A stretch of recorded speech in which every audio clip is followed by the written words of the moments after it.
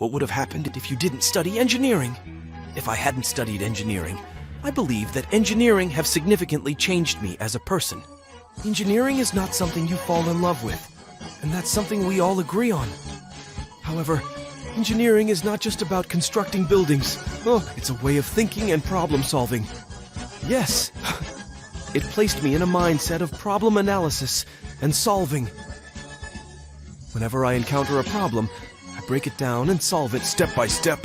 See, I think this is because I studied engineering. I have no regrets at all.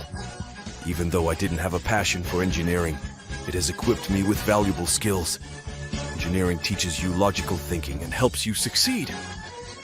Many successful individuals in the business world have studied engineering. Do you have any idea why?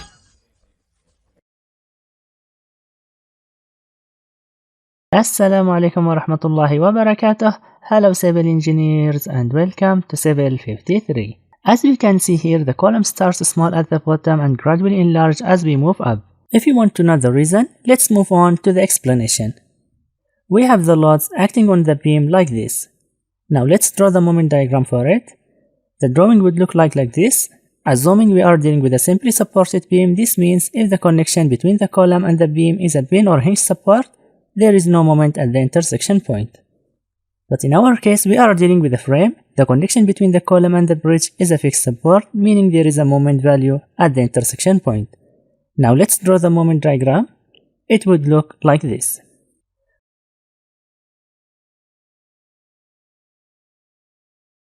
Alright, now what happens to the moment at the top? The moment transfers to the column, and at the bottom we have a pin support, meaning the moment there is 0. Let me show you the moment diagram. Now we can notice the following. The point with the high moment has a large section, and the point with the low moment has a small section. So by this we can conclude the first episode of Engineering Insight with Civil 53. See you tomorrow at the same time, inshallah.